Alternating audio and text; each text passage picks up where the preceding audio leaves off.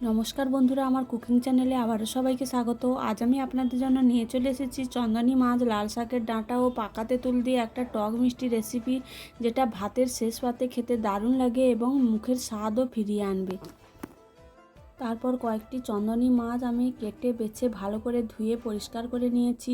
মাছগুলোকে পরিমাণ মতো লবণ হলুদ মাখিয়ে কয়েক মিনিটের জন্য রেখে দেব। কিছুটা পাকা তেঁতুলও জলে ভিজিয়ে খানিকক্ষণের জন্য রেখে দেব। রান্নাটা করার জন্য আমি কিছুটা লাল শাকের ডাঁটা ভালো করে ছিলে পরিষ্কার করে ধুয়ে নিয়েছি। তারপরে গ্যাসের মধ্যে একটা কড়াই বসিয়ে দেব। কড়াইটা গরম হলে কিছুটা সর্ষের তেল দিয়ে তেলটা ভালো করে গরম করে নিয়ে ওর মধ্যে আগে থেকে লবণ হলুদ মাখানো মাছগুলো দিয়ে উল্টে পাল্টে লাল লাল করে ভেজে তুলে নেব। তারপরে কড়াইতে যে তেলটা বেঁচে গেছিলো ওর মধ্যে একটা শুকনো লঙ্কা, কিছুটা পাঁচ ফোড়ন দিয়ে দেব লাল শাকের ডাঁটাগুলো, সামান্য হলুদ এবং পরিমাণ মতো লবণ দিয়ে ভালো করে নেড়ে চেড়ে আগে থেকে যে তেঁতুলগুলা জলটা করে রেখেছিলাম ওই জলটা দিয়ে দেব।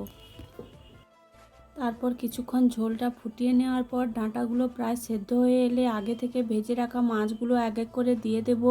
আর কিছুটা চিনি দিয়ে দেব। আপনারা যেমন মিষ্টি পছন্দ করেন ওই অনুযায়ী চিনিটা দিয়ে দেবেন। চিনিটা দিয়েও আবারও কিছুক্ষণ ফুটিয়ে নেব।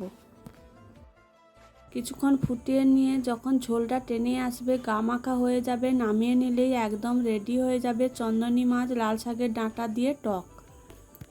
আপনারাও এইভাবে একবার বাড়িতে বানিয়ে দেখবেন, এতটা দারুণ হয়, ডাঁটাগুলো মুখে দিলেই মিলিয়ে যাবে। সবারই এই রান্নাটা পছন্দ হবে।